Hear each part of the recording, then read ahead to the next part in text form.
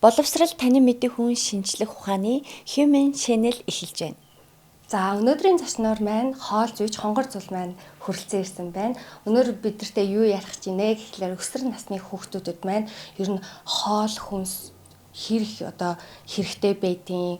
Өсөлтөнд нь тэгээд ой тогтоолтонд нь ямар нөлөө үзүүлдгийг ингээ бүгдээрээ ярилцъя гэж таныг энд урьсан байна. Урилгыг хүлээн авч ирсэнд баярлалаа. Баярлалаа. Та бүхэндээ намайг урьж оролцуулсан. За өнөөдөр бол яг өсвөр насны хүүхдүүдэд, эмэгтэй эрэгтэй хүүхдүүд болон бас эмэгтэйчүүд гэлтгүй ер нь бүх насны бүх хүмүүст зориулсан сэдв гэж бодож байна.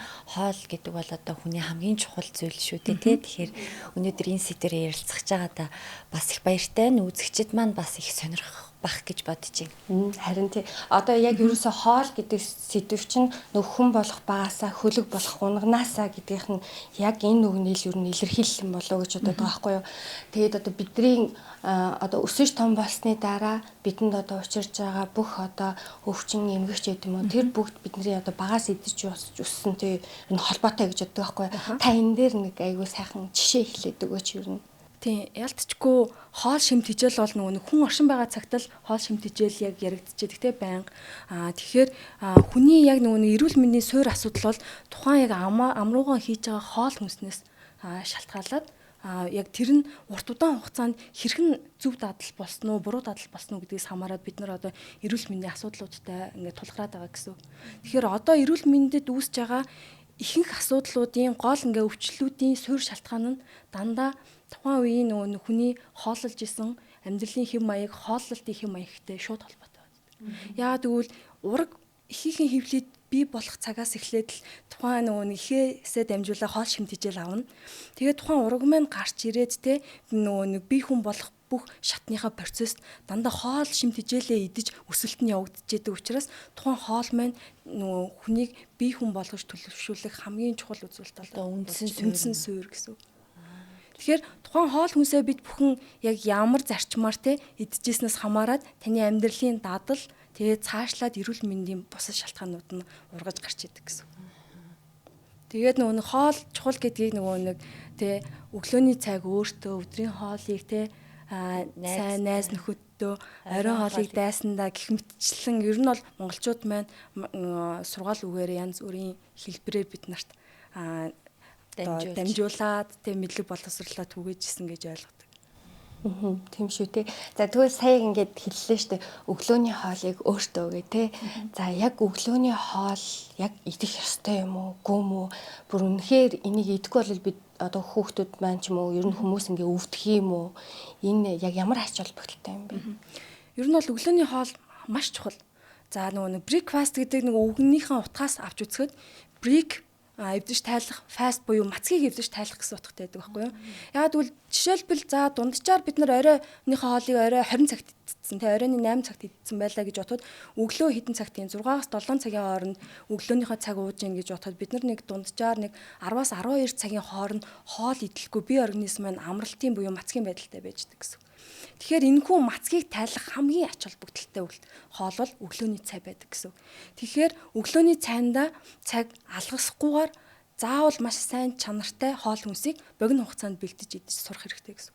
Өглөөний цайг алгасаад эхэлчихээр яг ямар процесс ард нь ургаж гардаг вэ гэх юм бол хоол хоорондын цаг маань холдно гэсэн. Өдрийн хоол хүртэл өдөр жишээлбэл 12-оос 1 хооронд 1 цагийн хооронд иддэг байсан бол энэ хооронд бүхэл бүтэн оройны 8-аас хойш те бүр 16 цагийн ч юм уу те бид нар хоолгүй явж гин гэсэн.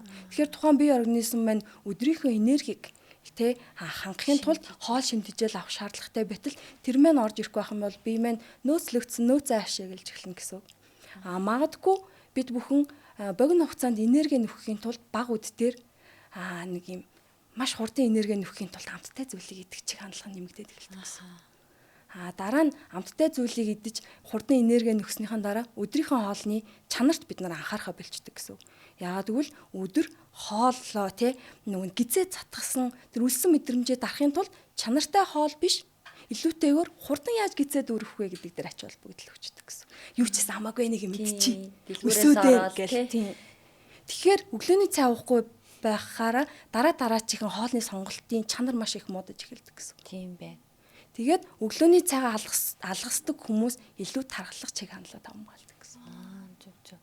Одоо тэгэл яг нөгөө 10 жилийн хүүхдүүд, оюутан залуучууд маань тий одоо нөгөө орой унтаал өглөө босоод яарч сандраал өглөөний цайгаа уухгүй гарах магадлал айг өндөр идэв штэ. Тэгэхээр ерөнхийдөө бол нөгөө өглөө яг зөв хоолоо идээд гол нь өглөөдөө яарч сандраа гарахтаа одоо гарлаа гэд одоо шарсан хуурсан юмнаас аль болох одоо тэр чин баг шүнжэнгөө унтаж амарсан биенийхээ мацгийг тайлж байгаа юм чинь аль болох жигэнсэн чансан ч юм уу тийм юм идэх нь штэ. Ер нь одоо бодоход би оюутан байхдаа ингээл яарал өглөө зайдс өндөг шараал эйгүү идэж гардаг гэсэн байхгүй юу. Тэгээд би бодохдоо одоо нөгөө тархалалт юм хүм бас энэ шарсан хуурсан тэгээд нойр булчирхай энэ айгу хамаатай юм шиг санагдаж байна. Тэгээ одоо бол айгу бас зөв хэмнэлд ороод явж байгаа л та дандаа чанс өндөг ч юм уу тийм байгаад байгаа. Тэгэхээр ер нь өглөөний цай айгу чухал юм байна тий. Тийм. Өглөөний цай чухал. Тэгээд бид нар өглөөний цагаа уух дадлаа нөгөө нэг яг өглөө босвол бид нар яг шүдэ угаадаг шиг л яг тэрнтэй ижлэх нь дадал болгочих хэрэгтэй гэсэн. Тэгээ ер нь ингээд би яг өөрийнхөө ингээд ажиглалтаар өглөөний цайг нөгөө хэр их цаг зарцуулж хийж байна гэд үзэхээр нэг 2-оос 1 20 минут зарцуулж байгаа. Тэнгүүд магадгүй яарсан үедээ өндөгтөө талхаа шараа идчих болно. Огт хоосон гарснаас дээр эсвэл бол нөгөө нэг огт өглөөний цай ууж сураагүй хүмүүс нэг гинэт өглөөний цай уугаач гингүүд тулсан мэдрэмж тэгээ орохгүй байдаг. Тэгээ тийм хүмүүст болохоор одоо эсвэл хүүхдүүд ч юм уу яарж гарах үедээ өглөөний цайтай яаж гарах вэ гэх юм бол ингээд obviously бид нар сүүнд чамчж болно. Тэнгүүд халбагдаад идэх гэхээр тэр чинь нэг лаглаасан мэдрэмж төрөөд ч юм уу идэхэд тухгүй байж болно. Магадгүй түүнийг блендерт хийгээд блендер дээр ганц жимс ч юм уу хийчих юм бол смути болчихно. Тэгээд аяганд ч юм уу хоолны савнд хийж барьж гараад уунгаа хичээлтэй ч юм уу нөгөө ажилдаа төвчрэлтэй. Тэгчих юм бол бид нар нэг сүү овёс тэгээд жимс гээд өглөө эрүүл хоолтойгоо маш амархан хэлбэрлүү шилжүүлээд уучж болж байгаа гэсэн. Тэгэхээр та өөрийнхөө ажил амьдралын онцлог тухайн хүүхэд маань ч гэсэн те өөрийнхөө нөгөө нэг хичээл сургуулийн цаг нартаа тохируулаад хүссэн хэлбэр хэмжээндээ тохируулаад хийж болно гэсэн. Тэгэхээр заавал нэг тим байх хэвээр, ийм байх хэвээр гэхээсээ илүү өөрийнхөө хэм маяг тохируулчих юм бол илүү наалтцтай дадал болоход нь ийм төхөн болно гэсэн. Тий одоо ингээ өглөөний цан дээр ярихад манай бүх монголчуудын хамгийн одоо бүр номер 1 өглөөний хоол чинь талах эсвэл борцоглодог штэ. Тий одоо хоосон байхгүй гээ зүгээр талах борцгоо идээд гараад явах юм тэгээ зүгээр болов. Яг эсвэл өөрчлөх ёстой юу энийг? Яг нь эхний ээлжинд нөгөө нэг гинэт амар олон зүйлийг нь өөрчлөхөр хүмүүс хүлээж авах зүйл нь айгу тутмаг байгаад байдаг. Тэгвэл магадгүй өглөөний цай уудаггүй хүнийг уудаг болохын тулд нөгөө энгийн шингэн төлөв рүү нь оруулаад өгч эхэлнэ. За өглөөний цай уудаг дадалтай хүний хоолныхын бүтцийг нь баг багаар өөрчилж эхэлнэ гэсэн. Аль болох тэнцвэртэй хооллохыг хоол зүйч бол санал болгоно. Тодорхой хэмжээнд нүүрс ус аавна. Гэхдээ тэр нь нийлмэл нүүрс ус айвал тохиромжтой. Уургийнхаа их үсвэрийг аавна. Тэгээд сайн чанарын өөх тусаа аавна. Энийг яг тэнцвэртэйгээр авахыг зөвлөдөг. Тэгээ өглөөний цайнд санал болгох хүнс гэх юм бол миний хувьд бол сүү санал болгодог. Яг гэвэл сүү маань өөрөө кальц болон за тэгээд нэг сайн өөх тоос, нүүрс ус, уургийн агуулмж гуруулаа яг тэнцвэртэй агуулгдсан байдаг учраас өглөөний цайнд маш сонгодог. Дээрэс нь өндгийг бүх төрлийн хэлбэрээр нь боловсруулж идэж болно. Яг гэвэл өндөг маань өөрөө төгс уурга гэж нэрлэгддэг. Тэгэхээр өндөгний 97-аас 98% нь бие бүрэн шимэгддэг. Тэгэхээр илүүдэл хаягдл гэж байхгүй учраас төгс ураг. Тэгэхээр өглөөний цанд өндөг байх нь хамгийн ингээ гоё зөв сонголт. Тийм. За тэгээд аль болох нийлмэл нүүрс ус буюу те бүхэл үрээр баялаг талах та овёс ч юм уу оруулж өгөх юм бол маш ингээд тэнцвэртэй өглөөний цай болчихно гэсэн. Тэгээ ялангуяа хүүхдүүдтэй бол өглөө болгон сүү уулгах дадлыг хөвшүүлчих юм бол өсөлтөнд нь кальцийнхаа их үсрийг бид нар ямар нэгэн нэмэлтээр биш хоол хүнсээр авчих бүрэн боломжтой гэсэн. Маш гоё мэдээлэл тий. Нэрээ түрүүн нөгөө богино хугацаанд бас ингээ өглөөний цагаа бэлддэг гэсэн шүү дээ тий. Тэрэн дунд нь сая өндөг сүү байгаа юм байна. Өөр бас нөгөө өөрийнхөө амьдралд хэрэгжүүлдэг өглөөний цайныхаа нууцчаар байвал манай үзэгчдэд бас жоохон хуваалцаа. Яг хөө зарим тохиолдолд бол нөгөө нэг 10 гурлыг 10 бөмбөлөг болгоод ингээд хийчдэг. Гэхдээ зүгээр энгийн 13 хүрлийг зураа идэхээр хүүхдүүд жоохон дургуулхаад идэхгүй байх гэдэг. Тэгмээд бага зэргийн зүгийн бал ч юм уу эсвэл нөгөө самраар баяжуулаад цангис усан нөгөө үзмээр баяжуулаад оруулаад өчгөр нэг юм жижлүүртэй юм шиг мэдрэмж аваад тэгээд цангис байгаа учраас бас арай нэг чихэрлэг амтлаг мэдрэмж авангууд хүүхэд яг нэг юм жигнэмэг идчихэж байгаа юм шиг мэдрэмж аваад хамтдаа идчихдэг. Тэгээд эсвэл нөгөө бага насны хүүхэдтэй бол нөгөө төрөл бүрийн хэлбэр төрсөнд оруулаад бүрийн хий ч юм уу машин зашин ингээл хэлбэрт оруулаад тавьчихар хүүхэд идчихдэг. Тэгэхээр ялтчгүй нэг өөрөө бас хүүхэдтэй ээж учраас хүүхэд юу идээд би давхар бас яаж идэж болох уу гэдэг сонголтыг илүү их хайдаг гэсэн. Ямар гоё юм бэ нэрээ жоохон байхдаа 13 би айгүй хийддэг гэсэн юм байна. Манай эмээ өвөө зуурж өгөөд ингээд шар тос масл энтер хийгээ те баг зэргийн сахар махар хийгээд 13-ыг бүр ингээд хүнснээсээ орд тас мартцсан байсан биш. Сая ингээд хэлэнгүүд амар гоё санагдчих. Нэрээ тэр чинь айгүй гоё. Одоо ингээд жишээ нь одоо нэг жим барьж байгаа турах гэж байгаа үед ялангуяа нөгөө нэг ингээд нүүрс ус хасцсан үед 13-ыг чинь хэлбэрт оруулаад ингээд идэх юм бол тэр чинь бараг л идүүртэй гоё нүүрс тэгээд дээрэс нь бараг кек шиг хар шоколад хийчих болно. Сайн чанарын хар шоколадаа бас үр үлж аваад хийчих болно. Тэнгүүлээсээ би болохоор ингэдэг нөгөө нэг амттан ингээд идэхийг хүсээд идэв штэ. Жингээ буруулахыг бид нар хүсдэг хэрнээ амттан турлаад идэг. Тэнгүүд амттнаа эрүүл болгохдоо магадгүй нөгөө нэг кокнотын нунтагт өнхрүүлчгээр Рафаэлло шиг болчихно. Тэгээ ингээ харагдах байдал нь ч гэсэн арай үзэмжтэй гоё олонгууд илүү гарсангаа тэгээж авч яваад өдөр ажил дээр очиж кофетайгаа хөнгөн зөшөөлөх. Тэгвэл бас хүүхдүүд тэгээд хідээд явж болох нь шүү дээ тий. Цөхөндөө нөгөө нэг жижигхэн одоо хүнсний савтай явдаг шүү дээ. Тэрэндээ хийгээд 13 л өдөр өлсгөрөө бас идчихвэл болох юм байна шүү дээ тий. Чихэрлэг тэгээд дээр нь биет хэрэгтэй юм байна шүү дээ. 10 гарил чинь нэлээд олон шимт хичээлтэй баг шүү. Дээр үеэсээр баялаг, тийм сайн чанарын нүүрс ус монголчуудын хувьд бол бүр ингээд эрт дээр үеэс хэрэл заншсан хүнсний бүтээгдэхүүн учраас бид нарт бол шингэх, шимэгдэх талын асуудал дээр бол ямар нэгэн сөрөг нөлөө ч юм уу байхгүй гэсэн. Өстой гоё. Баярлалаа. Тэгээд яг төрөл бүрийн хачиртай талхахыг ч юм уу те өөрсдийнхөө нөхцөлд тааруулаад өглөөний цаг яаж л бол яаж хийж болдог. Гол нь нөгөө нэг юм аль болох өглөөний цай бол богино хугацаанд л хийвэл их тохиромжтой байх гэдэг. Богино хугацаанд шимт хичээлээ тий. Яг гоо. Би чанс өндөг идээл те. Ер нь бол одоо ойлгомжтой болчлоо. Одоо яаж хөнгөн хурдан хоол идээд гарах те. За тэгээд нэгэн л хоолны нарсан чи өдрийн хоолндоо хүүхдүүд маань юу идвэл зүгээр юм. Одоо 10 жилийн бүх хүүхдүүд сургууль дээр зардаг бэрхий авч иддэг. Ерөөсөө энэ бол топ ганц амар гомн дуртай тэдний чи хориол сард одоо манай хүүхд 2 удаа гомн иддэг. Угаас амар дуртай. Тэнгүүд тэр яагаад гомд амар дуртай юм бол гайхаж байхгүй бэрший. Яг би өөрөө ч бас бэршинд амар дуртай л та. Тэгтэл яг одоо энэний өдрийн хоолнд хүүхдүүдэд яг юу яг нөгөө нэг тим хоол, ийм хоол идэрэ гэж хэлэхээр нөгөө хүн болгоны нөхцөл харилцан адилгүй сургууль дээр гарч байгаа хоол үйлдвэрлэл нь бас тий сургуулийн санал болгож байгаа хоол ямар байхаас хамаарал нөгөө нэг сонголтоо хийж байгаа. Яг би өсвөр насны хүүхдүүдэд бол яг сонголтоо хийхдээ ийм зүйлийг л харчаач гэдэг тэр зүйлийг нь хэлэх дуртай. Яагаад гэвэл угаасаа л одоо ингээл CUJS ч юм уу те ингээ гадуур хүүхдүүд прошки ингээд кимбаб ингээ авах сонголт нь нэлбэг байна. Гэхдээ тэр сонголтыг хийхдээ мэдээж хамгийн ихэнд юу хардаг вэ гэхээр бүгд л нөгөө нэг үйлдвэрсэн он сар өдрийг хардаг гэдэг. За он сарыг харчаад тэгвэл дараа нь юу харах шаардлагатай вэ гингүүд бүгд бодчихдаг байхгүй юу. Тэнгүүд тухайн бэлэн болсон бүтээгдэхүүн маань хадгалтын ямар горимд байгаа вэ гэдгийг нь хараарай гэж хэлэнгүүд хүүхдүүд гайхаал гэлдэг. Нэрээ юу илээ гэдэг. Яагаад тэрийг хэлж өгдөг вэ гэх юм бол бэлэн болсон бүтээгдэхүүн тасалгааны хэмд ингээд 2 цаг буюу түүнээс дээш хугацаанд байхаараа бактери үржих таатай нөхцөл нь бүрдэж эхэлдэг байхгүй юу. Тэгэхээр ямар нэгэн байдлаар агаарт байгаа нэг бактериар халдварлагдсан тохиолдолд тэрийг нь бид нар мэдгүй аваа идчихлээ гэхэд хордлого үүсэх эрсдэлтэй байдаг. Тэгэхээр та хүүхдүүдийгээ би тэгдэм та бүхэн өөрсдийгөө хордлогоос сэргийлэхийн тулд тухайн бүтээгдэхүүнээ яг хадгалтын зөв горимд байгааг нь л харчих. Магадгүй одоо CEO ч юм уу эдний дэлгүүрүүдийн давуу тал нь юу вэ гэх юм бол хөргүүрт байна. Хөргүүрийн доотлолт нь тухайн хөргүүрийн хэмнэн заагдчихдаг.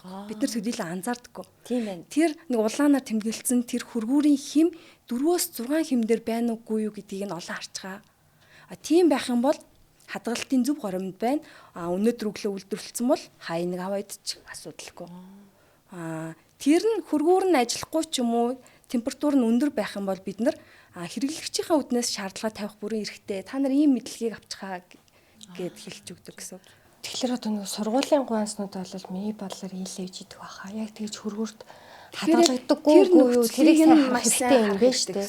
Хүүхдүүд өөрөө л тэрийг анзаарахгүй бол тэгээ бид нар тентэнд байнга явахгүй болохоор. Тэгэхээр тэр мэдлэгийг нь хэлж өгөөд сонголтоо хийхдээ нэг тийм зүйлүүдийг нэрэ харчин шүү гэдэг нэг тийм өөрийн гэсэн мэдлэгтэй болчих юм бол эрсдлээс өөрийгөө урьсан сэргийлнэ гэсэн үг. Тэрнээс биш чи тийм юм мэдэрэ гэж хэлэхээсээ илүүтэйгээр сонголтоо хийхдээ эдгээр зүйлүүдийг харчаарай. Гол юм нь. Тийм. Тэгэх юм бол нөгөө нэг хордлого үүсэх ч юм уу эрүүл мэндийн өөр бусад асуудлаасаа урьсан сэргийлэх бүрэн боломжтой шүү. Гэдгийг нь хэлээд өгчих юм бол хүүхдүүд чинь өнөөдөр нэг их анзаарахгүй байгаа юм шиг боловч яг өсвөр насныхны хамгийн давуу тал нь өөрсдөө сонголт хийж эхэлдэг штэ. Сургууль соёлын орчин. Тэгээ сонголтоо ихтэй нээр нэг тийм хэлжсэн тэрийг харчи, ингэчи. Тэгээ асууж эхэлнэ.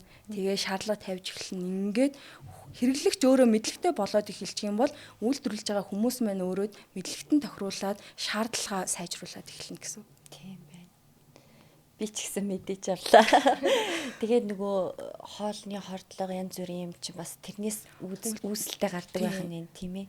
Тийм нэг шалтгаан нь гэсэн. Тийм байна. Анзаарахдаггүй ирнэ. Хамгийн чухал юм байна. Одоо нэгэнт ингээд хоол ярьсан юм чинь бас нөгөө нэг таргалтын талаар ярих гэж одоо ер нь ингээд өсвөр наснда ч юм уу багасаа болцсон таргалтанд болохоор насан туршид нь ингээд дагаж явах магадaltaй гэж та хэлсэн шүү дээ. Тэгээ тэрний талаар ингээд та нөгөө бодит юуг нь хэлж өгөө судалгааг нь. Яг нэг судалгаан дээр тэгсэн байсан. Өсвөр наснда таргалалтай хүүхдүүдийн ойролцоогоор 80% орчим хувь нь таргалалтай насанд хүрэгчэд болдог гэж байгаа байхгүй юу? Тэгэхээр хүүхдээ өсвөр наснд нь хоол шимт хижээл амьдралын зөв юм маягт нь анхаарал тавихгүй бол ирээдүйн яг биднэрт тулгараад байгаа энэ эрүүл мэндийн асуудал нөгөө нэргсэн хонь нь хашгираа гихчээр эрүүл мэндийн хүрэлцээгүй яг ийм хэцүү нөхцөлд нэг имлэг барааддаг л яг нэг хүмүүсийг бэлтгэх болчиход байгаа гэсэн үг. Тэгэхээр үнэхээр та хүүхдээ амжилттай байлгаад, эрүүл байлгаад, аз жаргалтай байхыг хүсчихвэл өсвөр наснд нь үнэхээр илүүдэлчин байвал маш сайн түнтэй тулж ажиллаад эрүүл зөв дадлал руу чиглүүлэх хэрэгтэй гэсэн үг. За тэгэнгүүт өсвөр насны хүүхдийн хоолны дадлал нь бага наснд тавигдаж эхэлнэ. Бага насны хүүхдийн хоолны тэр дадлыг нь хэн хийж өгдөг вэ гэх юм бол эцэг их. Яг эцэг их хоол хүнсийг сонгоно. Ээж голцоо те гэрте хоол хийдэг бол ээжийн хийсэн хоолыг хүүхэд идэж өснө. Хүрэгчэнд эцэг их ямар хүнсний бүтээгдэхүүн аав нь тэрийг хүүхэд идэж өсдөг учраас яг хүүхдийн хоолны ингээд зан төлөв нь эцэг эхээс хамааралтайгаар бий болж байдаг. Гэтэл магадгүй бид нар нөгөө сүүлийн үед айгүй хэм амьдралын завгүй хэм маягтай амьдраад байна шүү дээ тий. Маш олон ажил амжуулж ийн төвчрэл гээд тэгэнгүүт хүүхдтэй анхаарал хандуулж чадахгүй байгаа тэр байдлаа бас эцэг эхчүүд яаж тайлдаг вэ гэх юм бол илүү их хоол, илүү их тоглоом, илүү их мөнгө санал болгож. Тэр нэг анхаарал тутмаг байдлаа тийм зүйлээр орлуулдаг бэлэн зүйл рүү. Одоо бүргэр пицца юу гэдэг. За өнөөдөр хүүхдээ баярлуулаад хэдүүлээ гой гадар хооллонгоо тийм хоол ичийн гिचи тэгчи скол миний хүү сургууль дээр очиод нэг дуртай маав ичээрэй гэл хамаагүй мөнгө төгөөч юм уу те. За чи тэгж болохгүй шүү ингэж болохгүй шүү гэж ярилцах цаг хугацааныхаа оронд аргалаад нэг өөр бусад зүйлээр амархан ингээд асуудлыг шийдэд. Тэр нь тухайн хүүхдийн ингээ хоол хүнсний сонголт амьдралын хэм маягт нь илүү сөрөг нөлөө үзүүлээд байдаг. Тэгэхээр бид нар эцэг эхчүүд өөрсдөө энэ тал дээр маш сайн анхаарал хандуулж явах хэрэгтэй болж байна. Таргалт одоо үүссэн байна гэдэг чинь эцэг эхээсээ л улбаатай ер нь таргалт үүссэн байна л гэсэн үг шүү дээ тий. Тэгвэл одоо энэс ингээд одоо дахиад нэг асуулт асуухад тэгвэл орчин үед чинь юм ингээд айгуу дэлгэрсэн. Тэгээд тэнгууд одоо жингээ барих гэсэн асуудал энэний араас гарч ирж штэ. За хөвгүүд маань нэг ингэдэг юм ахад октод дунд бол байж л таараа. Яг өсвөр насн дээрээ жингээ барих нь ямар хор нөлөөтэй юм ер нь болох юм уу болохгүй юм уу? Өсвөр насны хүүхдүүд харин яг тэгнэлтэй ялтчгүй яг ер нь нэг 15 маваас дээшлээд эхэлчих юм бол нэг гадаад үзэмж чухал болно би пропорц эн чин таргалалт ч өөрөө өсвөр насны хүүхдүүд байгаа таргалалт нь өөрөө тухайн хүүхдүүдийн одоо нэг сэтгэл зүйн байдал сэтгэл готрал үе тэнгийнхнээсээ гадуурхагдах ч юм уу ингээ маш олон ингээ нэг сэтгэл зүйн асуудалд нөлөө үзүүлдэг гэж байгаа байхгүй юу. Тэгэхээр ялтчгүй таргалалт дээр нь ажиллах нь чухал. Гэхдээ өсвөр насны хүүхдийн өсөлт нь маш эрчимтэй явагдаж байгаа учраас хоолыг нь хязгаарлахаас илүүтэйгээр хөдөлгөөний итэх, дасгал хөдөлгөөнийг санал болгох, ямар нэгэн дугуулсан секцэд хамрагдах. Хөдөлгөөний идэвхтэй байлгаад Яалтчгүй хоол шимт хичээлийг нь шаардлагатай хэмжээнд нь өгнө. Хязгаарлах юм бол илүү урт удаан хугацааны дараа дутагдал үүсэх эрсдэлтэй. Дутагдал үүсээд эхлэн гэдэг чинь өсөлт маань өөрөө зогсон голох эрсдэлтэй учраас хоолыг нь зохицуулах биш, дасгал хөдөлгөөнийг нь нэмж өгөх. Дэлгэцний хамаарал дөнгөд жинтэй холбоотой зүйл ганцхан хоолноос хамаарахгүй байгаа. Хоол, нойр, дасгал хөдөлгөөн, стресс гэд маш энэ дөрвөн зүйл яг нэг юм гинж хэлгээд байна. Нойр дутуу хөхөд маргааш өглөө нь жоохон ирч хүч муутай сэрээд өглөөнийхөө цайгаа ууж амжилгүй ч юм уу те чанаргүй уугаад гарчин өдрийн хоол нь нөгөө нэг тухайн хүүхдийн өдрийн нөгөө энергийн байдалд нь нөлөөлнө. Дараачийн хүнсний сонголт нь ирч хүчээ нөхөхийн тулд хүүхдүүдэд илүүтэй амттай зүйл сонгоод эхэлчихдэг учраас хоол шимт хичээлийнхэн байдал нь багасаад эхэлчихдэг. За тэгээд хоол шимт хичээлээ зохицуулж чадахгүй байснаасаа үүдэлтэйгээр амттанд ингээд дурдлаад эхэлнэ шүү дээ. Тэгэхээр илүүдэл жинтэй болж эхэлнэ. Илүүдэл жин нь өөрөө тархалт үүсгээд эхлэх нөгөө хүүхд минь стресстэй эхэлнэ. Нөгөө үе тэнгийнхнээс муухай харагдана ичнэ. Стресс нь өөрөө кортизол гэдэг дааврыг үүсгээд идэг. Тэр даавар маань өөрөө хоолны туршилт бас шууд нөлөөлөд эхэлдэг гэсэн. Тэгээ үсээгүй хамтдаа хорихыг хүсчээвч хит их стресстэй байх юм бол бие организм цаанаасаа нэхэд идэг гэсэн. Тархины стрессийн төвүүд нь амттай зүйлд дарагддаг байхгүй өөх тостой бол амт. Ингээ энд нар чи яг юм гинжил хэлгээд ингээ яваад байгаа. Тийм байх. Тэгээ яалтчгүй нэг юм амьдралын хэв маягаа өөрчлөх эдгээр зүйлүүдийг тэнцвэртэйгээр ингээ өөрчлөн гэдэг нь айгүй чухал болчиход байна.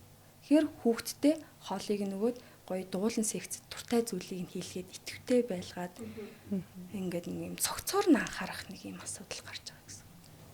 Хоол хориод авахгүйгээр илүү их шатаалт үүсгэх хэрэгтэй байна л да тий. Тэгээд бас нөгөө хүүхдийн одоо өсвөр насны хүүхдүүд одоо биений жингийн асуудал дээр удмын юм гэж байдаг уу? Ер нь одоо ээж аавынхын талынхын туранхай бол тэгэл эрэгтэй хөгжижсэн, эмэгтэй хөгжижсэн гоё туранхай байгаа л эсвэл бол ээж аав нь аль хэдийн жоохон махлаг бол тэгээд махлаг чигээрээ нэг тим юм ажиглагддаг штэ тийм ингээд нэг жоохон хэрний махлаг тэгээд нэг иж байгаа юм нь болохоор эрүүл зүв байгаад идэг бас тийм анзаарчихсан. Тэгээд тодорхой хэмжээнд бол ген бол нөлөөлнө.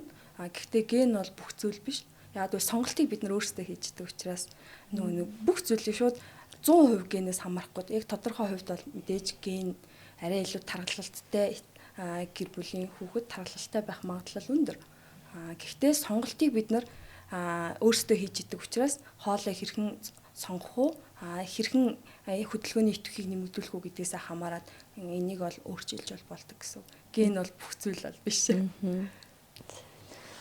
Тэгвэл ер нь бас нэг ийм хүүхдүүд идэг штэ одоо багасаа ийм хар талах иддэг, дүүпүү иддэг, далаан байцаа иддэг тийм хүүхдүүд байдаг штэ одоо нэг ер нь л одоо жоохон хүүхдүүд чинь юм хар талахынд нэг дуртай биш далаан байцаа нэг шүлний далаан байцаа твтдэг тийм далаан байцаа дүүпүү мүбүүнийг иддэггүй штэ хүүхдүүд тийм юм дуртай хүүхдүүд бас байдаг. Тэгээ энэ ямар нэгэн одоо нэг юм юу гэдэг лээ эрдсийн одоо дутагдал байна уу?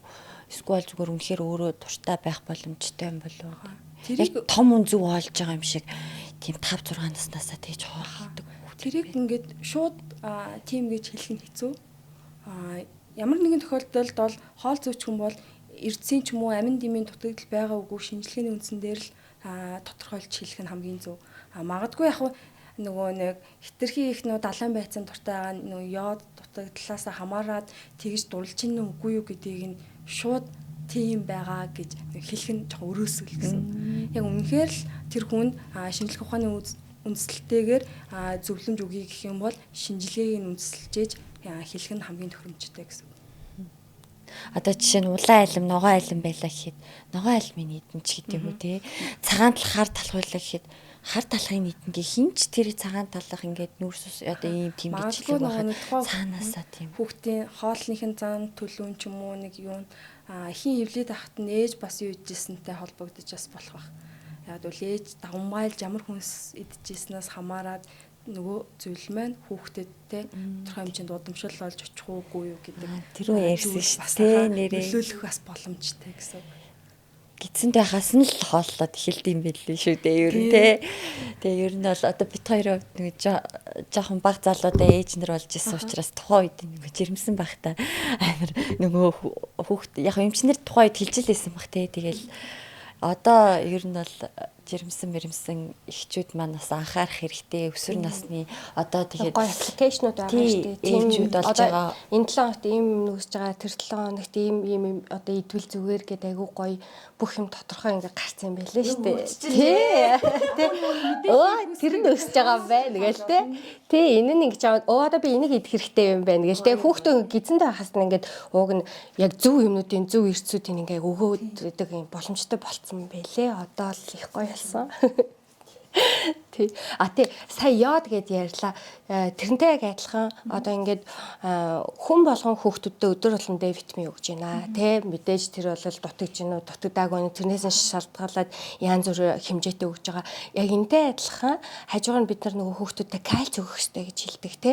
Тэгээ бас омега 3 өгөх хэрэгтэй гэж хэлдэг. Тэгээд ер нь бол омега 3-ыг ингээд заавал өгөх хэрэгтэй юу, хитэн наснаас өгөх хэрэгтэй гэдэг. Яагаад гэвэл одоо бид нар чинь загасны одоо тэ хэрэглээ маш бага хүмүүс болохоор энийг сквад өөр зүйлсээр орлуулж хэрэглэдэг юм болов яа гэм бол тийм.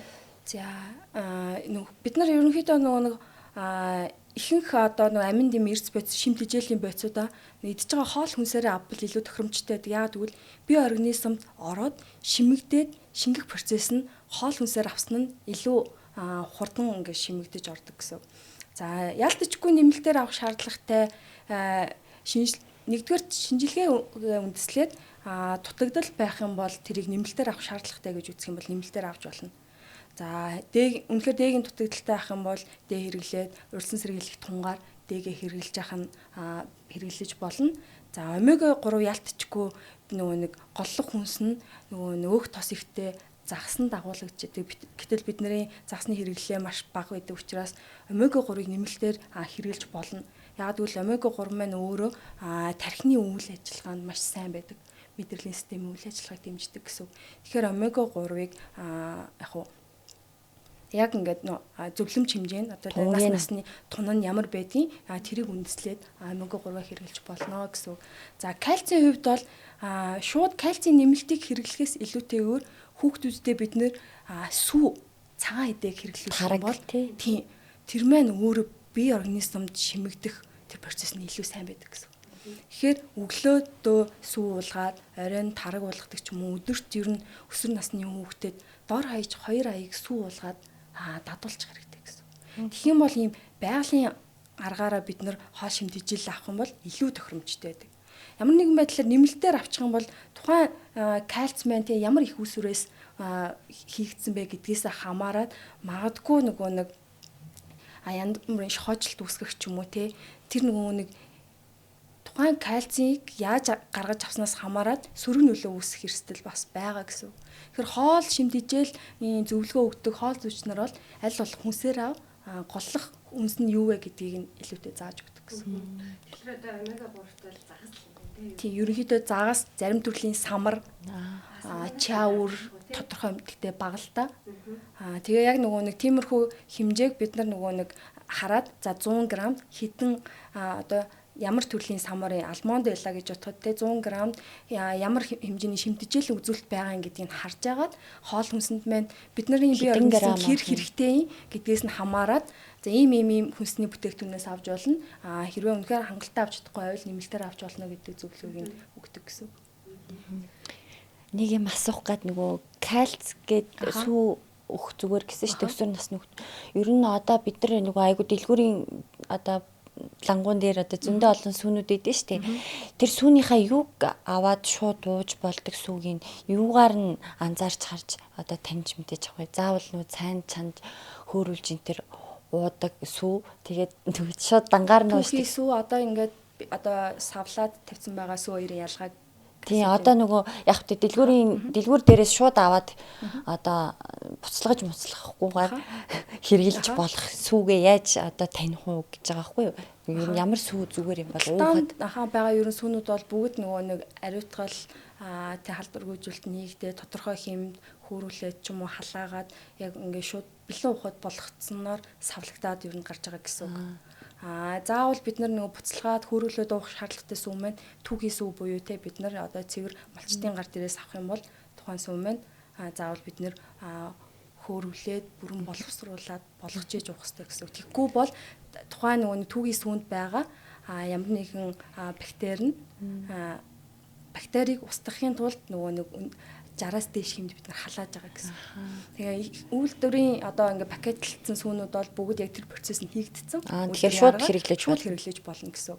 Магадгүй тухайн сүүн маань өөрөө сүүнийхаа шошгыг харж агаад ямар нэгэн байдлаар нөгөө нэг нэмэлтээр ямар нэгэн бүтээгдэхүүн орсон уугүй юу гэдгийг нь харж болно. За тэгээд сүүн дээр бас өөр баяжуулсан дээгэр баяжуулсан гэдэг ч юм уу те кальцтай гэдэг бүр ингээд тодтогоо бүтсэн зүйлийг нь өөрөөсөө шошгоноос нь харж агаад сонголтоо бол ямар л бол ямар бүтээгдэхүүнээ сонгож болно гэсэн. Одоо манай монголчуудын дээлийнх нь ер нь бол одоо талхан бүтээгдэхүүн те одоо хураа идэх юм, борцог гэх мэт одоо зүйлсийг иддэг өглөө өдөр орой гэх мэт хэрэгэлдэг айлууд бас байгаа. Хүүхдүүд ч байгаа, том хүн ч байгаа. Тэгээд энэ хэрэглээ маань зөв юм болов? Ер нь бол одоо дээр үед ч бол яг хөө ингээл яг хэрэглэх юмаа хэрэглээ зүгээр гэдгсэн. Одоо бүр сонголтууд их болцсон учраас энэ гурилан бүтээгдэхүүнүүд одоо энгийн яг ингээд дуртайгаараа хэрэглээд байх боломжтой юм уу? Эрүүл мэндэд ямар нэгэн сөрөг нөлөө байгаа юу? За гурилан буюу энэ гурилан одоо бүтээгдэхүүн гэдэг нь нүрс ус давмаалсан ингээд хүнсний бүтээгдэхүүн болчихж байгаа байхгүй юу? Шимтгийлэл үзүүлэлтээр нь ярих юм бол тэнгууд нүрс ус давмгаалсан хоол хүнсийг ингээд маш их хэмжээтэй хэрэглээд авах юм бол юу яа гэсэн үг. Тэгээ бидний нөгөө нэг илчлэг зарцуулалт бага байгаад ах юм бол тухайн хүнс маань нөгөө нэг бие организмд орохдоо глюкоз олж ордог. Одоо гурилан бүтээгдэхүүн нүрс усаар баялаг хоол хүнс маань бидний биед глюкоз олоод цусны сахарыг нэмэгдүүлнэ. За илүүдэл хэмжээтэй элгэнд булчингийн завсар ингээд нөөцлөгддөг байхгүй өөхөн ид болж хоримтлагддаг гэсэн. Хитрхи их хэмжээтэй гурилан бүтээгдэхүүнийг хэрэглээд бид нар хөдөлгөөн зарцуулалт багтаагаад ах юм бол өөхөн хэсгийн масс нэмэгдээд тархалттай болох эрсдэлтэй гэсэн. Тэгээд дан ганц ингээд нэг ерөнхийдөө гурилан бүтээгдэхүүн давмгаалсан хоол идээд ахаар бид нар өөр бусад хүнсний бүтээгдэхүүнээс авах хэвээр шимтгийллийн бодисын дутагдал урт удаан хугацааны дараа өртөх эрсдэлтэй гэсэн. Тэгэхээр гурилан бүтээгдэхүүнээ ч юм уу хэрэглэж болно. Гэхдээ хизээ ямар хэмжээтэй хэрэглэх үү? Түүнтэй хоршуулж бас өөр бусад хоол хүнсэндээ яг юу оруулах вэ? Магадгүй гурилтай шүл хийж идэж болно. Гэхдээ гурилтай шүүллийн хажууд салаад хийж ачирладаг ч юм уу те цөөн идэж болно. Ногоогоор баяжуулдаг ч юм уу бас хажууд нь салаад хийж ачирлж иддэг ч юм уу те. Нүрс усаар баялаг хүнсээ авлаа. Хажууд нь өөх тоос, уураг, тэгээ микро шимтгийллийн бодисууд буюу те жимс хүнсний ногоогоо хажууд нь ачирлаад өгөх юм бол эн чинь тэнцвэртэй хоол болоод явчихна. Магадгүй эднэр нь байхгүй дан ганц сайхан мах ихтэй төмөстэй өөр ногоо хийхгүй цувинга байнга идэх ах юм бол бид нэр элчлэгийн илүүдлийг байнга аваад л байна гэсэн. Тэгэхээр бид нар өдөр тутамдаа идж байгаа өглөөч өдрийн чи оройныхоо хоолныхоо бүтцийг харна гэсэн. Дан гурилан те зүйл давмгаалаад байна уу? Эсвэл гурилан зүйл идэх дуртай бол хажууд нь бас өөр бусад зүйлээ яаж хоршуулж оруулж өгөх үү? Ингээд тэнцвэртэй хоолныхоо тавгийг яаж үүсгэх үү гэдгээ харна гэсэн. Магадгүй нөгөө урд нь болохоор монголчууд чинь за эрт дээр үед ч юм уу те ийм хөдөлгөөн зарцуулалт маш ихтэй байсан. Одоо бол баг байрнаасаа лифтэн суугаад Б1 давхар руугаа машиндаа орж суугаад машиндаа сууж төгжирч явж байгаа ажлынхаа яг гадаа машинаа тавиад алхаад лифтэн суугаад ажилдаа орол бүтэн суугаа ажилдаа яач чинь биднэрт хөдөлгөөн зарцуулалт маш бага. Энэ үед бол эдсэн илүүдэл илчлэг болгон маань хуримтлагдаж тархалт үүсгэх гол суурь зүйл болно гэсэн. Гэтэл хуучин бол те машин ямар байсан бэ? Бүр машин түгээмэл байгаагүй үед те дандаа ер нь бол биеийн физикал хөдөлгөөн ихтэй дандаа ажил үйлэх хийдэг гэсэн. Тэр үед бол эдсэн ч гэсэн бид нар шатаагаад те илүүдэл тархалттай дээр үед бол тархалттай хүн маш ховор байдаг гэсэн. Одоо ялтчгүй хүнсний бүтээгдэхүүний сонголт нь их. Бидний хөдөлгөөн зарцуулалт нь бага. Амьдралын онцлог нь юм болсон байхгүй. Тэгэхээр тэр үеийг шиг тэгж хамаа намаагүй дээдэж болохгүй гэсэн. Дээрэс нь энэ нөгөө хоосон илчлэх бүхий хоол хүнсний сонголт маш их болсон. Амттангууд төрөл бүрээрээ байна. Тэ хаашаа л харна түргэн хоол, амттан, дэлгүүрийн лангууны 80% нь дандаа импортын нэмсэн сахар агуулсан тийм бүтээгдэхүүнүүд болж байна. Тэгэхээр бид нар яалтчгүй юу идэж байгаа вэ гэдгээ ингэж хараад тухайн идэж байгаа хоол хүнсийнхаа найрлагуудыг нь ялгаж салгаж харна гэсэн. Аль нь дамгаалаад байна. Манай гэрийн тэ ногооны сонголт бага гадах юм бол ногооныхоо сонголтоо нэмий оруулъя. Ер нь бол баг ногоо иддэг болъё. Жимс огт хэрэглэдэггүйсэн бол ядаж нэг жимс иддэг болъё. Хэрэгтэй юм байна. Ингээд хоолоо ингэж тэнцвэртэйгээр идээ сурчих юм бол бид нар заавал нэг витамин гэдэг ойлголт байхгүй болж байгаа юм. Гэтэл нөгөө нэг витамин буюу амин дэм эрдэс бэцүүд маань дийлэнхтэй микро шимт хичээлийн бодис буюу те жимс хүнсний ногоонд гол төлөв агуулгадаад итэл монголчууд маань өөрсдөө жимс хүнсний ногооны хэрэглээнд бага байгаа учраас нөгөө дутагдаад байгаа зүйлээ нэмэлт саплементээр те импортын бүтээгдэхүүнээр орлуулах чиг хандлага дамгаалаад байгаа гэсэн. Хүнснээс авч явах юм бол витамин заавал хэрэглэх гээд хаал байхгүй л гэдгийг хэлэх гээд байгаа тий. Тэр ч үнэлтэй. Даач ингээд маш их хүнс байгаа юм шиг мөртлөө хэрэгтэй хүнс нь айгүй ховор байд юм шиг санагдаад байгаа шүү дээ. Тий. Тийм санагддээ шүү Тий. За одоо хоол хүнсэн дээр бол гадаадаас одоо янз бүрийн ногоо ч юм уу те янз бүрийн одоо бүтээгдэхүүн хүнсний ногоо маш их орж ирдэг. Тэгээ дээрэс нь манай монголчууд одоо мэдээллийн эрүүн үед амьдарч байгаа учраас одоо интернет ч юм уу те одоо интернетээс хайгаал за ийм хоол сайн гэж иймэрхүү одоо тэглэн байруул ингэж турах юм байна. Ингэх юм бол гэр бүлэрээ эрүүл хооллох юм байна гэд одоо гадны мэдээллүүдээс аваад тэрийгээ одоо Монголда амьдарч байгаа цаг уурынхаа нөхцөлд ингээд хэрэгжүүлээд явхад ер нь болдсон болов болдгүй болов дээрэс нь манай нөгөө Монголын уламжлалт хоол гэж байгаа те тэрийгээ яг хэрэглэх одоо эднэрийн ялгаа нь юу юм бол гадаадын одоо тэр дэглэм мэглэмтэй шимт хичээлтэй хоолыг яг Монголд ингээд ижлэхэн бариад байх нь зүг юм болов ер нь цаг агаарын өөрчлөлт гэх мэтчлээ энэ яаж нөлөөлөх үү ер нь Ялтчгүй сүүлийн үед бол ингээд төрөл бүрийн дэглэмүүдтэй кето дэглэм, газар дундын тэнгисийн дэглэм гэдэг ч юм уу сүүлийн үед бүр ингээд махан карнивор хоолны дэглэм, цагаан хоолтон цагаан хоол ч баг бүр ингээд орхигдчиход те шин ингээд дэглэм хоолны ингээд нэг чиг хандлага урсгалууд гарч ирээд байгаа шүү дээ. Гэтэл тэр болгоно нь яг монголчуудад те тохирох уу гэвэл бас асуудалтай гэсэн үг. Яг бол за Японы хоолны барьж байгаа дэглэм Монгол хүнийхээс өөр ахгүй юу? Яагаад гэвэл цаг уурын онцлог нь өөр. Бид нар олон зууны туршид яг энэ газар нутаг дээр дөрвөн улирлын шин чанарын нөлөөнд ор зохицоод ингээм амьдраад хоол шимт хичээлээ зохицуулаад идэж сурцсан байхгүй юу? Тэгэхээр тэр болгоныг авч хэрэгжүүлэх нь жоохон өрөөсгөл. Яагаад гэвэл монголчууд Японд бол яг ингэж тэ өвлөн ийм хүүтэн болоод яг манайх шиг цаг уурын нөхцөлтэй биш. Гэтэл Япон ингээд ийм эцэгтэй нарын дэглэм гэдэг ч юм уу нэг дэглэмийг монгол хүн барих юм бол тохирохгүй байх магадлал нь илүү өндөр гэсэн. Тийм бай. Бид нар илүүтэйгээр уламжлалт хооллоо орчин үетэйгээ хослуулах хэрэгтэй гэсэн. Яагаад гэвэл энэ газар нутаг энэ цаг агаарт тохирсон яг хэм маягт нь тохируулж хооллоно гэсэн. Яагаад гэвэл өвөл бид нар айгүй их хүүтэн ийм тэ ахир хатуу тийм нөхцөлд цагаан хоол идэж болохгүй байхгүй. Тийм махаа идэж тэр чинь нөгөө нэг тэр өвлийн хүүтэн үнэтэй зүйлийг давахын тулд бид нар энерги болон бие физиологийнхоо нөөц тэр зүйлээ хадгалахын тулд сайн хоолоо идэх хэрэгтэй гэсэн. Тэгэнгүүт л манай хаварчин бас ингээд цаг агаар нь тий нэг өглөө нь амар гоё нартай болж ирсэн дөрвөн үлрэлийг баг бүхэлд нь ингээд үзүүлчихдэг шүү дээ. Тийм нөхцөлд бас ингээд хамаагүй дэглэн бариад иж болтгоо гэсэн. Яагаад гэвэл бие физиолог бүр эсийн төвшөнд явагддаг процесс ахгүй юу? Яагаад гэвэл гадна температур ингээд нэмэгдээд хавар ингээд дулаарч эхлэн штэ. Тэр үед бидний бие организм тэр нөгөө цаг ууртай тасан зохицохын тулд өөрийнхөө бензин солилцооныхоо хурдыг удаашруулад биеийн температураа бууруулж эхэлдэг гэсэн. За тэр үед нь бензин солилцоо ингээ удаашрсан байгаа үед нь бид нар яг гоё турыг гэж хэлээл дэглэн байраал те хатуу дайет хийгээл хоолоо сойгоод эхлэх юм бол дархлааны систем ундаг гэсэн. Тамир зинхээд оройтдаг. Тэгэнгүүтлээсээ хавар нэг жоохон салхи авангууд ханиад өрчөж байгаа юм. Тэгэхээр бид нар яг тэр ингээд хүмүүсийн ингээ те өөр орнуудын байнгын дулаахан байдаг дулаан орны хүний дэглэмийг хэрэглээд ээж болохгүй гэсэн.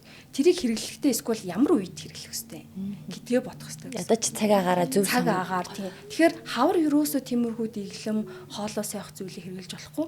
Тэнгүүд 100 бүр халуун болонгууд 100 бидний бодис солилцоо бүр хамгийн бага дээр байждаг гэсэн. Тэгээд намар буцаад сэрүүн орж эхэлдэг штэ 100-ны төгсгөлөөс. Сэрүүн орж ирэх үед бие организм одоо сэрүүн болж байгаа учраас энтэй дасан цогцохын тулд гэж хэлээ биеийн бодис солилцооны хурдыг сайжруулад биеийн дотоод температур нэмэгдэж эхэлдэг гэсэн. Энэ үед дасгал хөдөлгөөн хийх юм бол амар сайн эрчимтэй, бие ядрахгүй, намар ер нь бол тиймэрхүү турах дэглэм арга хэмжээнүүдийг авах юм бол илүү тохиромжтой, ядардаггүй, үр дүнтэй. Тэгэхээр турахыг хүсэж байгаа өсвөр насны хүүхдүүдэд маань ч ихсэн намар бол зүгээрээ гэж зөвлөж болох. Тийм. Илүү дасгал хөдөлгөөн хийх нь тохиромжтой байдаг. Яагаад гэвэл дээрэс нь намар өөрөө дандаа шинэ ургацын ногоо гарчдаг. Тэнгүүд бид нар шимтгийлэг хоол хүнсээ идэнгээ илүү эрчимтэй дасгал хөдөлгөөн хийгээд амьдралын идэвхтэй хэм маяг руу шилжиж ороход бидний бие организм ядрахгүй, туйлдахгүй. Намар бол хавар шиг их ханиад хүмүүс хүрэхгүй тэгээл тасан цогцоол явждаг. Тийм. Харин хавар болохоор бид нар тийм илүү амархан нэг жоохон салхи аваад найтайлгаал ханиад хүрээл тархлаа унаал эхэлчихдэг. Тэгэхээр одоо яг нэг хавар болоод өсвөр насны хүүхдүүд маань арай том ангийнхнууд маань ингээд аягүй их шалгалттай үе болчиход байгаа тий. Энэ үед бид нар яаж одоо эрүүл мэндэ хүнсээр ингээд тэтгэх үү? Одоо жишээ нь ингээд одоо бидний хүүхдүүдийн энэ тархинд хамгийн сайн нөлөөтэй хүнс тий. Дархлаанд хамгийн сайн нөлөөтэй хүнс эдрийг та бидэрт хэлж өгөөч. За хавар ерөнхийдөө нөгөө хавар цагийн хооллолт уламжлалт талаас нь авч үзэх юм бол илүү нэг юм халуун бүлээн бэлэг чанартай гэж ярьдаг байхгүй. Тэгэхээр илүү шил устай хоол сайн идвэл за дархлаа дэмжихэд нь илүү тустай гэсэн үг нөгөө ядрахгүй шимтгийлэн хангалттай сайн авахт нь дөхөм гэсэн. За ялцчихгүй нөгөө нэг хичээл сургуулийн яг нөгөө нэг төгсгөлийн яг нөгөө уйлрал эхлээл те анги дэвших гэдэг те шалгалтууд эхэлж байгаа энэ үед тархиныхаа үйл ажиллагааг сайжруулахыг хүсэх юм бол бид нар нөгөө нэг допамин үйлдвэрлэлтэн дээр анхаарна гэсэн. Бидний одоо нөгөө нэг тархинаас ингээд допамин гэдэг даавар ялгарна.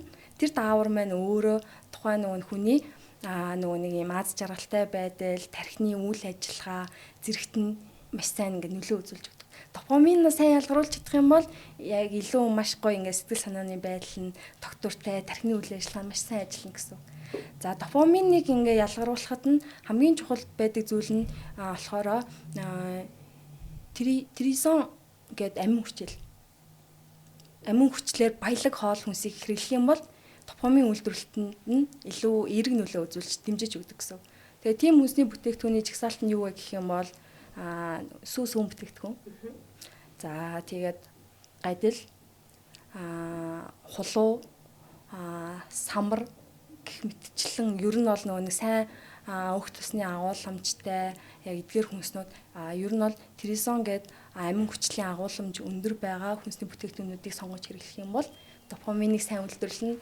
Допамин сайн ялгарснараа хийж байгаа зүйлээсээ аз жаргал таашаал стрессгүйгээр ингээ маш сайн хийхэд тархин илүү сайн ажиллахад нь давуу талтай гэсэн. Ой тогтоолт нь бас сайжраа шалгалтандаа сайн дүн аваад стрессгүй, сэтгэл санаа хямрахгүй байхад нь эргэн нөлөө үзүүлдэг. Том хүмүүс ч гэсэн ялгаагүй дээ бараг. Тий. Одоо ингээд бидний идж байгаа хүнсээр дамжуулаад бидний бас ингээ арьс шууд ингээд мэдэгддэг штэ. Энтэй адилхан өсвөрийнхний маань хамгийн том асуудал нүүрэн дээр нь ингээд их юм гарч эхэлтгээ тий.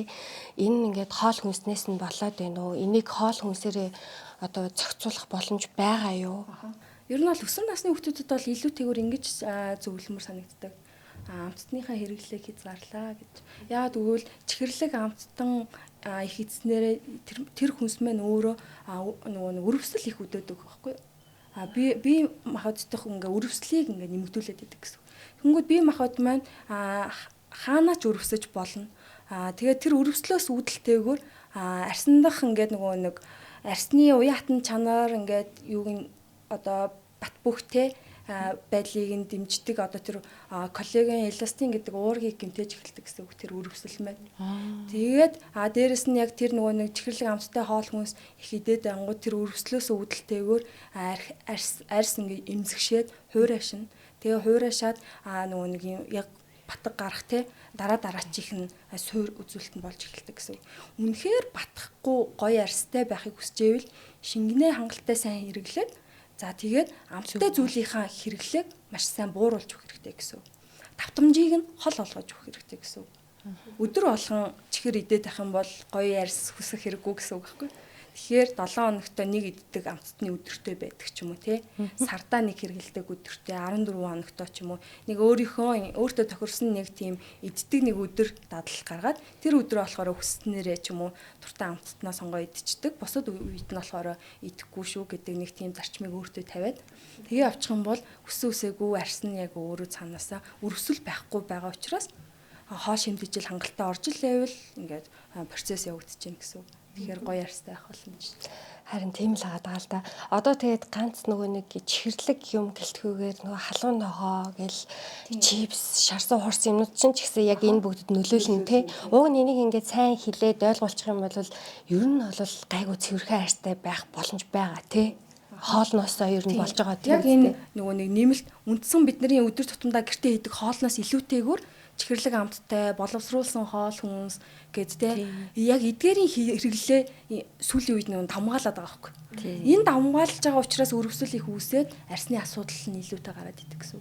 Тэгэхээр яг энэ төрлийн боловсролыг хүүхдүүдэд яг ийм хоол шимтгийллийн ингээд те хичээл болгож ороод яг арьсанд чинь ийм процесс ингээ явагдаж байгаа шүү. Энэ зүйлээс чинь болж байгаа шүү гэдгийг нь хилээд өчгөөр ерөнхийдөө хүүхдүүд чинь яг өөрсдийнхөө яг тулгамдж байгаа асуудал дээр маш нөгөө нэг юм өөрчлөлтийг хүүхэд ер нь бол яг за би нэг тэтгэд тэгж идэн тэтгэд идэхгүй гэдэг тийм зарчмаа амар сайн баримталдаг. Тийм. Хүүхдүүд том хүнээс илүү хөдөлгөөн нэлээ штэ идэж явах юм дээр хилээд өгчих юм бол уг нь өөрчлөлт маш сайн гарна л гэж бодлоо. Тэг би энийг албаар асууж хүүхдүүд айгүй их энийг ингээ мэдхийг хүсэх байх гэж бодсон байхгүй юу. Одоо ч урд нь ч байнга л нүүрэн дээр ингээ батг гарч байгаа асуудлууд угаасаа байдаг шүү дээ. Яригдаад л байдаг. Арсны эмчээс ярилцахаас илүүтэйгээр эхлээд хоолоо тий зохицуулчих юм бол магадгүй энэ нь ингээд багасах болно шүү дээ. Тий. Бид нар нөгөө нэг гаднаас нь юм хэрэглэх биш бие организмын дотроос нь дэмжиж өгчих юм бол тэгээ дотроос нь дэмжлээ гаднаас нь мэдээж зориултын бүтээгдэхүүнийг хэрэглээ улам л гоё болно гэсэн. Одоо сая ингээд бүгдээрээ юу ярьлаа штэ. Одоо өсөлтөнд кальц хэрэгтэй байлаа гэл тэгээд тархинд бас одоо ингээд омега 3 хэрэгтэй байлаа гэл. Тэгвэл ингээд бид нар угаасаа л хүнсээр олигтой авч чадахгүй юм чинь яг таны ингээд топ ингээд зөвлөх тийм 3 хүнс болон 3 витамин ер нь юу байж болох вэ? Ингэдэг ер нь бол хоол шимтгийллийн мэрэгчлэлтэнгүүд ерөөсөн нөгөө нэмэлт бүтээгдэхүүнийг ерөөсөө санал болгодгүй аль болох хоол хүнсээрээ дэмжиж үнэхээр нөгөө шинжилгээгээр маш их дутагдaltaй тэр нь заавал хоол шимтгийлэлээр ойрын хугацаанд хөөгдөх боломжгүй тохиолдолд витаминуудыг ч юм амин дэм эрс бэцүүдийг зөвлөдөг гэсэн. За топ 3 хүнс гэх юм бол яг ингэж нөгөө нэг хүнсийг давмгаалах жоохон хэцүү байгаад идэг. Яагаад гэвэл хүнс болгондоо хайртай болсон байгаа шүү. Тоолцоо чинь те ер нь. Хүнс болгоно өөр өөрийн гэсэн дотор шимтгийлээ. Хүүхдүүдээс нь 3-ыг нэрлэж хийж байгаатай адилхан. Тийм та аль хүүхдээ илүү хайртай вэ гэж байгаа шүү. Тийм баггүй юу. Одоо жишээлбэл одоо те нэг хүнсний бүтээгдэхүүн одоо сүү гэхэд кальцээр илүү давмгаа байлаа гэж ботход алим гэхэд зүүн дотор агуулгаж байгаа шимтгийллийн агуулмж нь өөр ихгүй. Ингээд нөгөө хүнс болгоны болгонд агуулгаж байгаа шимтгийллийн бодис агууламж нь харилцан ялгаатай байдаг. Тэгэхээр аль нэгийг нь онцолчоор тэр нь давмгаа байгаа бид нар амин дэм эрс бэц аваад иж болно. Өөр бусад хүнсээ хэрэглэхгүй байгаа тахаар нөгөөхөд давмгаа байсан энэ тал дутуу байсан нөгөө багасх гад байх магадaltaй байдаг. Тэгэхээр аль болох нөгөө нэг хоол шимтгийллийн зөвлөгөө өгдөг хоол зүйч нар маань нөгөө нэг олон өнгийн олон төрлийн хүнсийг хэрэглээч гэж зөвлөдөг. Тэгэх юм бол хүнс олгонд нь агуулгаж байгаа амин дэм эрс бэцтэй шимтгийллийн бэцүүдийг бид нар тэнцвэртэй авах бүрэн боломжтой байдаг гэсэн үг. Одоо жишээ ногоон дээр л гэхэд ловон хүрэн манжин тэгээ ногоонууд гэж ногоонууд алаглуулсан өнгийн хулуу гээл тэгээд ороод ирэх юм шүү дээ. Одоо жишээлбэл шар өнгийн ч юм уу луун шар хул байлаа гэхэд чинь тэгээ илүү амин дэмээр баялаг одоо өөр бусад үзүүлэлтүүд нь ямар байдгийг те тэгэнгүүт алим гэхэд чинь те цай амин дэмэр баялаг эслэгээр баялаг хальстай нийтх юм бол гэдэг ч юм уу бөөрөнхий байцаа гэхэд чинь цай амин дэмэр баялаг муу ялгааг эслэгээр баялаг гэдэг ч юм уу ингээд нэг ууламж нь янз бүр учраас яг тэрийг энийг ингэж хэлэхэд хэцүү. Гэхдээ ялцчгүй өсвөр насны хүүхдэд нэг номерт нь сүү цагаан эдэг хэрэглүүлээч. Яг үнэ. Тэгээ аль болох хоол хүнсэнд нь жимс хүнсний ногоог сонголттойгоор оруулж өгөөч гэж зөвлөх гээд идэв. Тэгээд усаа хангалттай сайн угаач. Тэгэхгүй бол нөгөө өсвөр насны хүүхдүүдийн нэг асуудал нь өсвөр насч гэлтгүй баг бидний нэг асуудал нь нөгөө шингэн зүйлээ илүү их нөгөө сүүлийн үед чинь мартах. Тэгээд нөгөө илүүтэйгээр нөгөө нэмсаагаар агуулсан ундаа тэ кофего гэхэд чинь нөгөө сахартай янз бүрийн латте, карамель латте мэтэй гэдэг нөгөө сахарын агуулмж өндөртэй кофенуудыг сонгоод хэрэглэждэг. Дандаа нөгөө нэг ундаа аваад уучдаг. Тэгэнгүүт ууж байгаа шингэн хангалттай байж чадахгүй цэвэр усны хэрэглээ нь тэ бага байгаад байх зүйл ажиглагдаад байгаа. Тэгэхээр сүү, ус тэ жимс хүнсний ногооныхаа хэрэглээг нэмэгдүүлээд өгөөч. За ингэж байгаа гэсэн. Сахарын өвчин гэдэг маань өөрөө бид нар хоол хүнс идэнгүүт бидний цусндах сахарын хэмжээ ер нь ингээд тогтмол байждаг байхгүй. Тэгэнгүүт хоол хүнс буюу энгийн нүүрс ус давмгаалсан хоол хүнстэй амттан идэх юм бол сахарын хэмжээ огцон нэмэгддэг. Тэгээ төд удалгүй огцон ингээд бүр байхгүй болтлоо буурчдаг. За тэгэнгүүт хүн яг нөгөө нэг өндөрссөн үед нь амар их эрч хүчтэй болж эхэлдэг гэсэн. Тэгээ буурангууд тухайн нөгөө нэг эрч хүчтэй байсан байдлаа хүсээд ингээд амттай зүйлийг ингээд давтамжтай хэдээ сахараа ингээд байнгын цусндах сахарын хэмжээг ихсгээд бууруулад ингээд савлгаатай ингээд байгаад ах юм бол цусндах сахарыг зохицуулдаг инсулин гэдэг дааврын үйлдвэрлэл нойр бэлчирхаад явагддаг байхгүй. Нойр бэлчирхаа инсулин гэдэг дааврыг ялгаруулад цусндах сахарыг доктортой болгодог гэсэн. Их байх юм бол илүүдлийг нь элэг булчингийн идэд нөөц болгоод дараа нь баг болсон үед ашиглана шүү гэд нөөцөлдөг гэсэн. Энэ зохицуулгыг бид нэр хоол хүнсээ нэг ойрхон давтамжтай хоол идчихэл араас нь амттын идэл тэгэл ингээл байнга энэ давтамжийг савлуулад авах юм бол нойр булчирхаа яг нөгөө нэг хэвийн үйл ажиллагаа нь алдагдаж эхэлнэ гэсэн. Нэг инсулин нэг байжснаа гинет их хэмжээтэй ялгаруулж гаргах болоод тэгэл байжснаа нэг бол ерөөсөө ялгаруулахгүй үлсгэлэн удаан ингэж яваад энэ хоол хоорондын зай болон идж байгаа зүйлийн давтамжаас хамаарат энэ инсулин дааврын зохицуулга алдагдаж эхлэх юм бол бид нар явандаа 2 дугаар хэлбэрийн чихрийн шижнэр өвдөх эрсдэлтэй болж байдаг гэсэн. Тэгэхээр энэ нөгөө сүулдэ нөгөө нэг нойр булчирхаа мэд дөжрөөд инсулин даавраа нөгөө нэг ялгаруулж гарах цаг нь босно уугүй юу гэдгээ мэдхэ болоод эхэлдэг гэсэн. Тэгэхээр нөгөө нэг юм тэнцвэртэй хооллоод амттнаа зохицуулж идэх сураач гэдэг нь өөрөө хоол боловсруулах эргэтэн системийн үйл ажиллагааг хэвийн тэнцвэртэй авч явахт нь бас чухал нөлөө үзүүлээд байгаа гэсэн. Тэгэхээр бидний буруу хооллолтоос үүдэлтэйгээр эргэтэн системийн үйл ажиллагаа алдагдаад зарим нэг эргэтэн систем өөрөө доголдоод ажиллаж чадахгүй болоод эхлэхээр дараачийн өвчлөл яригдчих эхэлж байдаг гэсэн. Тэгээ инсулины зохицуулалтайгаас үүдэлтэйгээр нөгөө нэг цусндах сахар чихрийн одоо бид нар нөгөө сахарын өвчтэй гэж ярьдаг штеп тэр өвчлөл үүсэж эхэлж байна гэсэн. Тэгээ хэрвээ нэгэнт тийм өвчлөлтэй олчих юм бол бид нар өдөр болгон цусаа хатгаад нөгөө цусндах сахар хэд байна гэдгийг хянаад тэгээд дандаа дэглэмийн хоолнд ордог гэсэн. Тэгэхээр тийм ирээдүйд мөнхийн хурууныхаа өндгийг хатгадаг тийм зүйл идэж болохгүй гэдэг дэглэмд орохыг хүсэхгүй байгаа бол одооноос бид нар хоолоо тэнцвэртэйгээр хооллоо сурах хэрэгтэй гэсэн. Амттан энэ буруу хооллолтын хэм маяг зуршлаа засах хэрэгтэй гэсэн. Энэ нь зөвхөн одоо нэг чихрийн шижинж биш. Зүрх судасны өвчлөл, даралт ихсэх гэх мэтчлэн бидний халдварын бус өвчлөлийн суурь шалтгаан болж идэг хоол. Тэгчих юм бол дараа нь бид нар өвдсөн оноо эмнэлэгт очиод очир дараалал ачаал үүсгээд стресстэх биш. Урдсан сэргийлээд хоолороо зохицуулаад сурчих юм бол илүү урт удаан аз жаргалтай амьдрах боломжтой байл. Тийм шүү. Одоо тэгээ яг дэлхий дээр байгаа яг залуугаараа эрүүл мэндээрээ одоо ингээд гайхуулж байгаа хүмүүс ингээд нууцын асууж эсвэл ингээд ярьцлага хийсэн тэдний юм одоо зөвлөгөөнүүдийг үзэхэд бүх юмныхын суурь дандаа хоол идэм байх лээ.